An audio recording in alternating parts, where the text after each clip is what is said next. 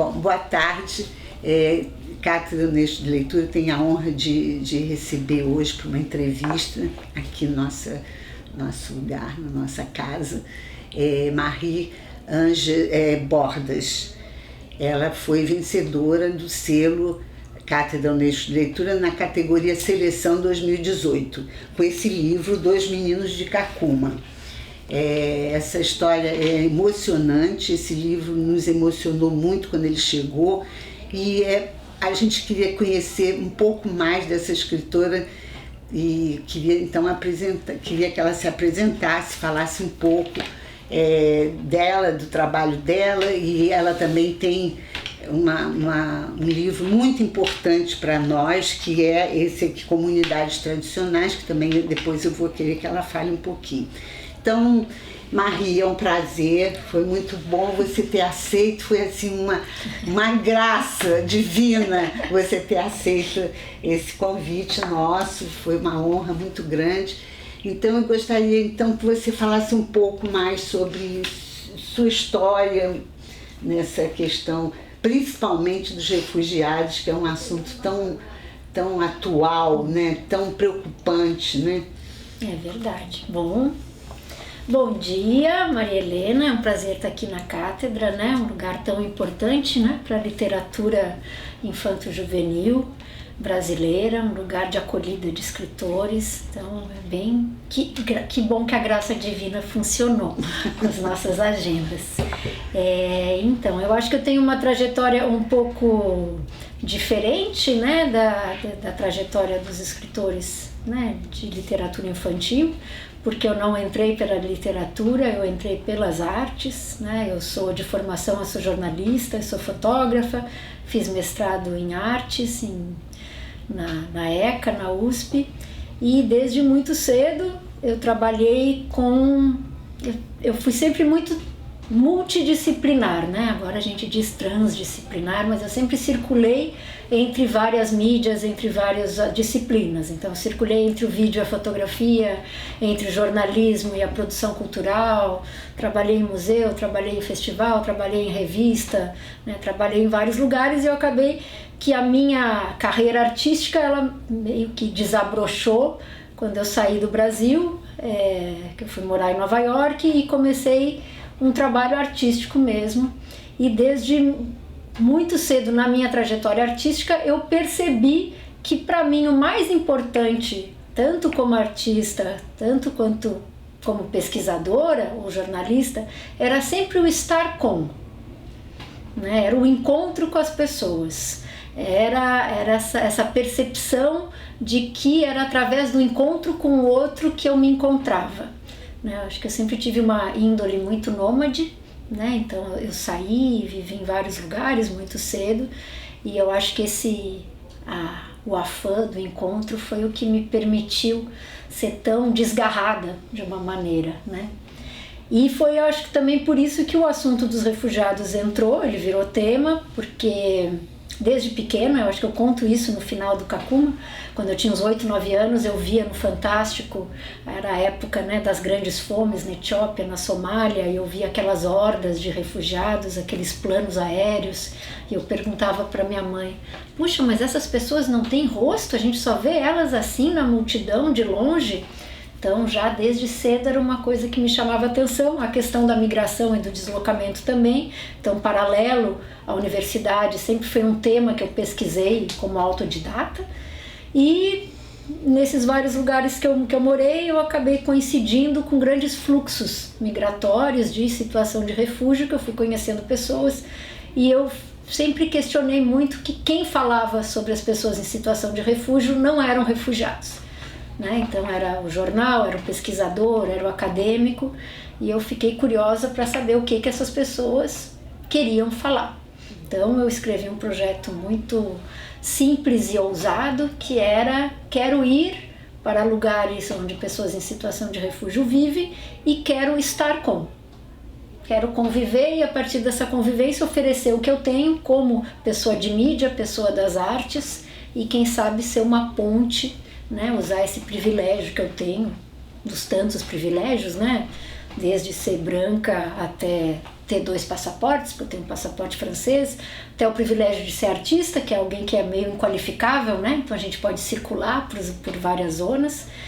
Então eu mandei esse projeto e eu acabei ganhando uma residência na África do Sul e comecei o projeto de deslocamentos lá, que foi um projeto que durante 4, 5 anos eu fiquei bastante nômade, sem um pouso base, entre o campo de refugiados de Kakuma, entre os bairros de imigrantes e refugiados na África do Sul. Gerou um livro, né, Deslocamentos. O Deslocamentos, na verdade, ele é o catálogo, porque em cada lugar onde eu ficava, eu criava esse espaço, que eu chamo de espaço seguro, e a gente formava grupos de pessoas que queriam participar. Então, a chamada do espaço era: o que você quer dizer para esse país de acolhida, né? Para esse país onde você está. Então cada pessoa desenvolvia o seu trabalho pessoal, vídeo, fotografia, som, e a gente construía um trabalho comum. Então em cada lugar tinha uma exposição dentro dos espaços e fora dos espaços. Por exemplo, em Kakuma a gente fez uma exposição que foi para Nairobi, né? Os meninos saíram do campo, foram para a capital, fizemos uma exposição bem grande, e depois a gente volta para Kakuma e leva a exposição em forma de filme.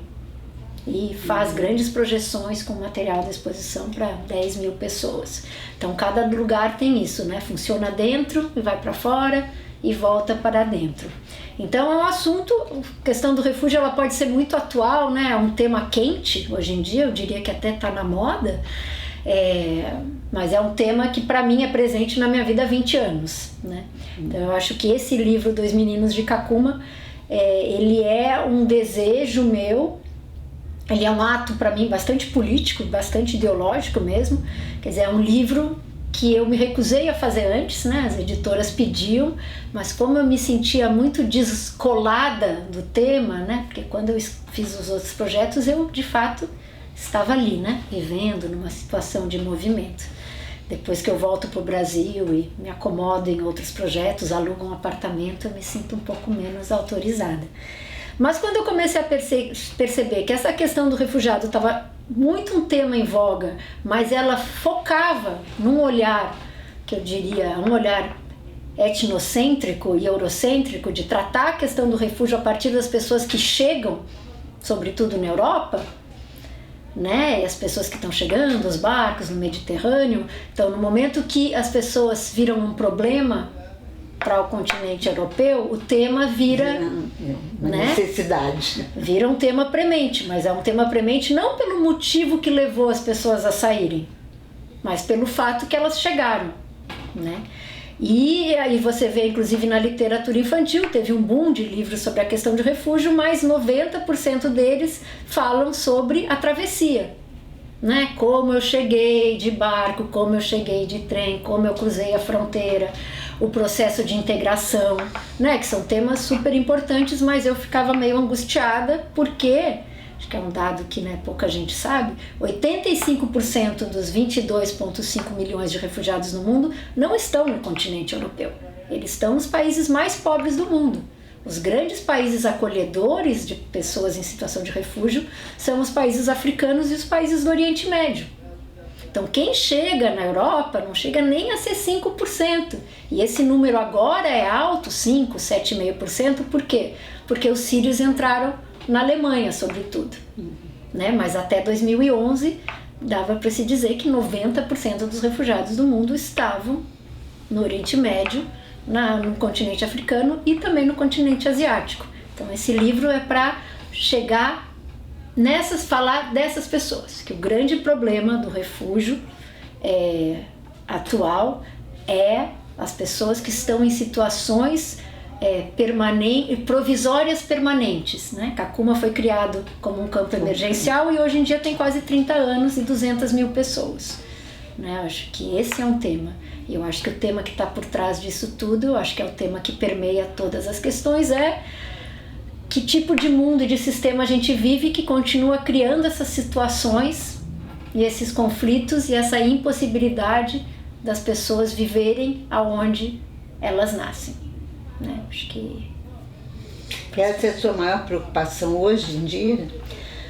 Eu escutei você dizer assim, eu agora quero falar só das coisas que me preocupam. Então, essa seria uma preocupação? Tem coisas que preocupam hoje em dia, né? Tá difícil, o que não preocupa? Vamos começar a lista.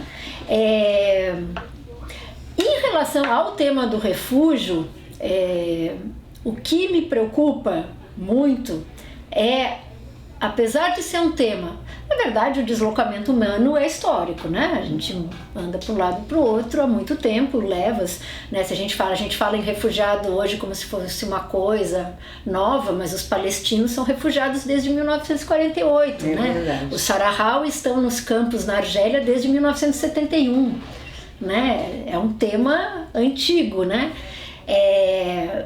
Mas eu fico impressionada que com todas essas levas e todas essas décadas atrás, a gente continua falando da pessoa em situação de refúgio a partir do momento que ela chega, né? Que ela imigra, né? Não que ela emigra, não do momento que ela parte. Então a minha preocupação é que mundo nós vivemos que está expulsando as pessoas de seus lugares todo o tempo, né? Que é um mundo de um sistema desigual e injusto, no qual, numa macroeconomia, os países exportadores de refugiados são países pobres, né, entre aspas, e em desenvolvimento, né? Eu acho que um exemplo muito emblemático é o exemplo da República Democrática do Congo, né, que é um país com uma guerra infinda, com conflitos que não acabam nunca, e que é um país que produz o coltâneo, que é uma mistura de minérios que é usado em 95% dos smartphones do mundo.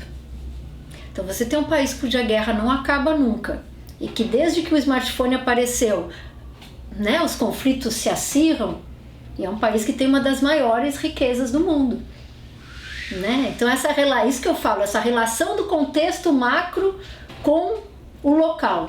Por que existe esse conflito? Quão implicados nós estamos nesse conflito enquanto consumidores, né? Quanto essa sociedade do consumo que a gente tem acima de tudo não envolve todo mundo nessa globalização, de certa forma, perversa. Então, a minha preocupação eu não quero mais falar da situação do refúgio sem contextualizar politicamente, macroeconômica e socialmente.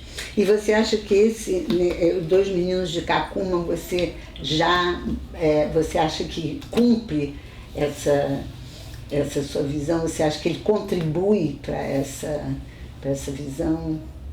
Eu espero que sim. Não, eu acho que... Você acha que, por exemplo, na literatura infantil, você acha que essa é uma das primeiras contribuições nesse sentido? Você conhece outras contribuições? Eu acho que no Brasil, que aborde a partir dessa perspectiva tão explicitamente, eu acho que é uma das primeiras. Eu estudo muito tema, sobretudo eu sou muito curiosa em relação à literatura infantil, e das publicações, sobretudo europeias, mais recentes também, é um tema que não chegou muito lá, e eu acho que cumpre, né, as minhas inquietações no momento que você já coloca o tema na roda, né? Então a gente está falando do refugiado, mas não a partir do refugiado que chega aqui no Brasil, a gente fala de quem ficou, né?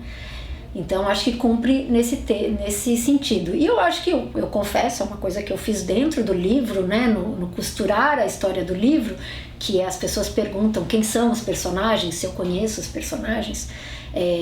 Eu conheço centenas desses personagens. São 2 personagens que resumem não, né? Mas que representam as dezenas de crianças e jovens que eu conheci nos últimos 20 anos, né? Então tem vários fatos, e alguns fatos que eu queria colocar muito, trazer a questão, inclusive essa questão política, né? De quem se beneficia com essas guerras que não param.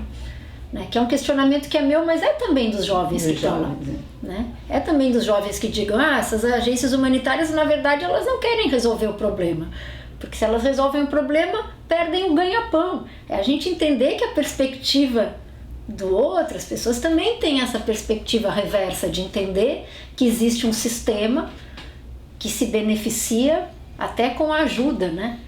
complexo, né? Então, você sabe que nós, a cátedra, a nossa maior preocupação é a questão da leitura, da formação do leitor. E então, nesse momento que você tem essa preocupação, você, em que medida você acha que a leitura pode contribuir com isso? Com esse momento, com essa questão dos refugiados, com essa visão distorcida de quem trata do assunto? Eu espero sempre, né, quando eu faço livros, foi a mesma coisa com o projeto Tecendo Saberes, que é o meu projeto com as comunidades tradicionais brasileiras, de criação colaborativa de livros a partir dos saberes e fazeres das crianças, das comunidades quilombolas, caiçaras, indígenas. Essas são as comunidades que você chama só você que chama? É uma nomenclatura brasileira. Existe a comissão, existia, né, no mundo passado, quando o Brasil era um país decentemente governado, existia a comissão dos povos tradicionais em Brasília, no MDA e no Ministério do Meio Ambiente. Então são os 11 povos, né? Povos é uma palavra meio expansiva, mas são as culturas que têm a sua relação, a sua vida ainda definida muito pela forma de sustentabilidade que vem de muito tempo, né? Então são as quebradeiras de coco, são os grupos menores, os ciganos, os pomeranos, que a identidade cultural está muito forjada em cima do seu território e inclusive da sua economia, né? Das suas formas de economia. Eu acho que a leitura, para mim, o livro, que é um objeto que me interessa muito, né? Apesar de como artista trabalhar em milhões de outras coisas, eu acabei no livro, que é o que eu mais tenho produzido ultimamente. Eu acho que o livro tem esse poder de guardar em si muita informação, né? Ele é uma ferramenta leve, né?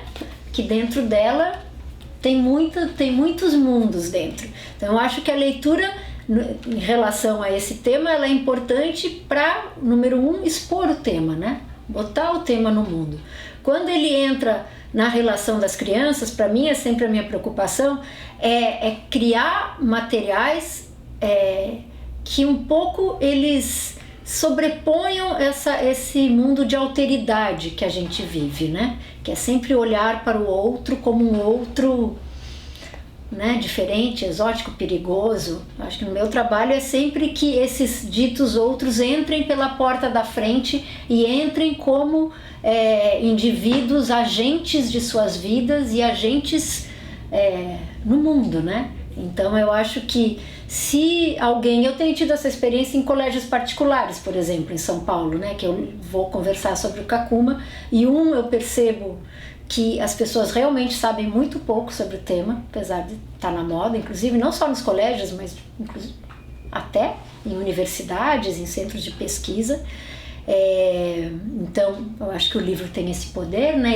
Ele abre um diálogo, e eu acho que ele abre um diálogo a partir da vivência de cada um. Eu acho que o livro, para mim, o que foi o que mudou a minha vida enquanto leitora, quando eu era pequena, era exatamente isso. Eu podia perceber as histórias do livro a partir da minha subjetividade, a partir do meu desejo. Então, eu acho que a leitura pode sim contribuir, sobretudo, eu acho contribuir em relação ao que eu acho o pior mal da contemporaneidade, que é a ignorância. E a ignorância no sentido de ignorar, né? De não saber, né? De não saber. Eu acho que o que mais produz intolerância é o não conhecimento, né? É aquele conhecimento construído sem a vivência, sem a experiência. Então, quando você fala de temas através de pessoas, né? Não do refugiado. Não estou falando do refugiado. Eu estou falando do menino X, que nasceu em lugar tal, das relações dele, né? Da sua rede de afetos, do seu tecido social, do seu território, né? Eu acho que, espero que seja uma maneira de tornar o mundo menos, como eu dizia quando criança, menos ignorante, né? Então, você gostaria de falar mais alguma coisa, pontuar alguma coisa que hoje na palestra você sentiu que é uma preocupação também das pessoas, porque assim, a nossa preocupação com relação à leitura é essa não leitura, quer dizer, no fundo é a ignorância, né? Mas a não capacidade de ler o mundo, de ler o contexto, de ler as pessoas, de criar essas relações de afeto, né? A impossibilidade de fazer isso, né? Assim, ou a não, assim, eu acho que não é nem a impossibilidade, mas a despreocupação com isso, né? Isso é que é pior. E eu acho que a arte, a leitura pelo viés da arte, você disse que é fotógrafo, isso deve ter contribuído muito, porque você já deve ter um olhar afinado para essas questões, porque o fotógrafo tem um olhar muito afinado. Então, alguma coisa na palestra hoje te chamou a atenção, que você gostaria de pontuar? Eu acho que acho que me chamou a atenção hoje que é uma coisa bastante salutar, é que tinha várias pessoas, né, muita gente jovem, né, ouvindo, e muita gente que já está em projetos, né, nessa questão. Acho que esse é o lado benéfico dos temas que entram na moda, né, e dá uma exposição e as pessoas se mobilizam de alguma forma. Então isso me chamou a atenção, mas ao mesmo tempo são pessoas que estão fazendo, mas com uma perspectiva crítica, inclusive sobre o que estão fazendo. Eu acho que isso é muito bacana, sabe? Eu acho que a gente está num momento da humanidade, século XXI, né, gente? Já está na hora da gente questionar o jeito que a gente anda fazendo as coisas historicamente, e isso eu achei muito bacana, sabe? Das meninas que estão fazendo trabalho de campo, trabalho em comunidades de pessoas em situação de refúgio, e ao mesmo tempo questionando inclusive essa denominação de refugiado, né? Que é uma coisa que eu digo sempre para as pessoas, que não é eu que inventei, eu ouvi de pessoas em situação de refúgio, que você não é refugiado, você está refugiado, né? Essa gaveta de colocar as pessoas numa identidade comum, como se todo mundo fosse a mesma coisa, que não fosse uma situação, é uma situação de vida, né? Isso eu ouvi em vários lugares onde morei, com refugiados em diversas situações, inclusive gente que já tinha sido reacomodado em outro país, que tinha construído uma vida e dizia: eu não sou refugiado, eu já tenho os meus papéis, eu não sou, eu quero me descolar dessa etiqueta que as pessoas me colocaram, que é a mesma coisa que esse do menino de rua, né? Eles estão em situação de rua. Mas isso eu acho muito bonito que você falou do projeto, da questão do ler o mundo. Eu acho que ler o mundo anda muito necessário, né? Acho que a gente, nos últimos 20, 30 anos, a gente viveu uma construção de um sistema, né, econômico, social, que de uma certa forma apaga essa consciência do mundo como um todo, que é muito irônico, né? A gente está globalizado, todo mundo é conectado, mas ao mesmo tempo você está centrado no seu, né? No seu, né? A gente não é mais cidadão, a gente é consumidor, né? A gente é seguidor, né? A gente não comunica mais, a gente segue, né? Então acho que o tecido social ele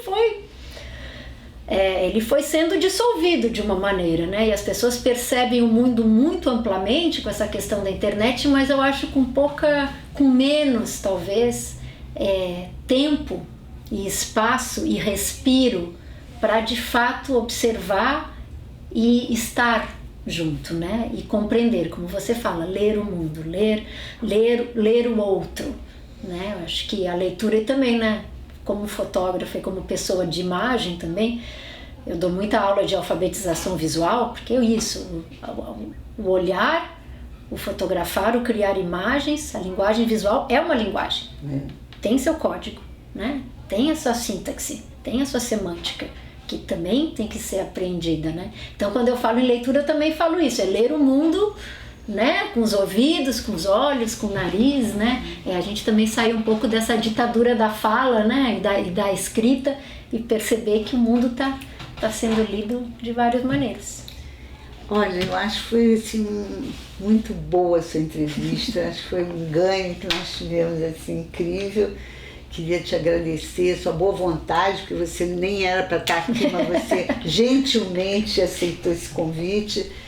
Eu acho que vai ser uma preciosidade a gente ter esse material conosco. Muito obrigada, e a nossa casa está sempre à disposição, sempre que você quiser me falar alguma coisa, colocar suas preocupações, sempre será bem-vindo, tá, Marie? Muito obrigada. Muito obrigada a você. Muito obrigada, Maria Helena, muito obrigada à Cátedra.